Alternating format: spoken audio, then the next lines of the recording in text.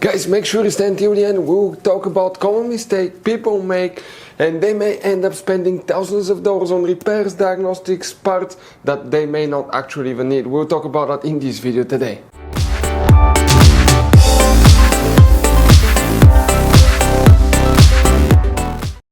Hey guys, welcome back to Auto Repair guys. Super quick, very helpful video for any of you trying to find fuses, relays guys, for the radio, also known as navigation screen on Mercedes GLC this generation here guys. Please do not waste any money on parts, tools, diagnostics until we watch that video. It could be quite simple fix. We'll talk about that. After that, if you need to buy replacement parts and tools guys, check out, we'll share the link in the description of the video below guys for your convenience, and you can see where we get most of our tools and supplies from as well. So let's go ahead and start on it now guys.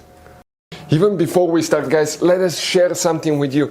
Okay, 9 out of 10 people do not know there will be hidden fuse boxes in that Mercedes. How many? Up to 6-7 different fuse boxes guys. Now, that's why we made a special video on our YouTube channel that's called Mercedes GLC fuse box location and diagram. Check it out. It's a video that can save you thousands of dollars in future repairs. Now guys, when we make all these free videos, we take every single car apart that we get here at the garage. We make at least 200 to 300 free repair videos. We show you how to fix engines, transmission, codes, fuses, relays, because our mission at the garage is to save you as much money as we can. All we need guys in return, subscribe to the channel, like the video, that way we can keep making these free videos. By the way guys, check out our YouTube channels. We have more than 19,000 free repair videos that can save you thousands of dollars in future repairs. So let's go ahead and start on it now. The radio navigation screen fuses relays come to show where you can expect to find them on that Mercedes GLC right here now guys.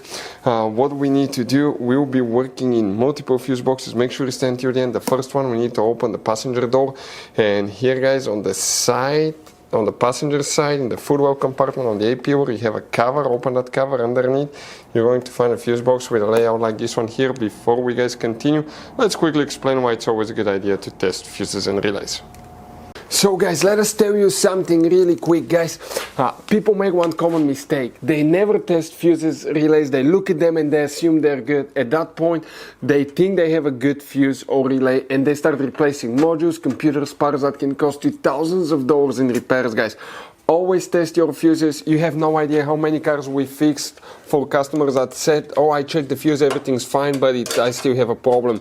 Now, some fuses are super hard to see if they're burnt or not. Some of them will be really easily accessible. You can clearly see them, but there will be fuses that are not see-through, fuses that may look like they're not burned, but they're actually burned. And often, guys, you can actually even test these fuses. Okay, let me show you now without even removing them. But it's very important to know how to test different fuses and relays, and if you want to see how to do that guys, we're going to put that link to a video in the description of the video below, how to test fuse, how to test a relay. Always check that. I want to emphasize that enough because it could be a really simple fix.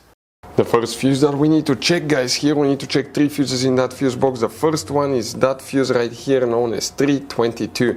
That's one of the important fuses. If you still, now if those fuses are good, any of these fuses guys, pull them, let the system sit without them for a minute, put them back in, see if it resets. That might fix the screen if it does not work. Then you see MF1 and MF2, you have 6 fuses integrated in one long fuse. Okay, you have fuses for the radio navigation screen there as well, one here, one there.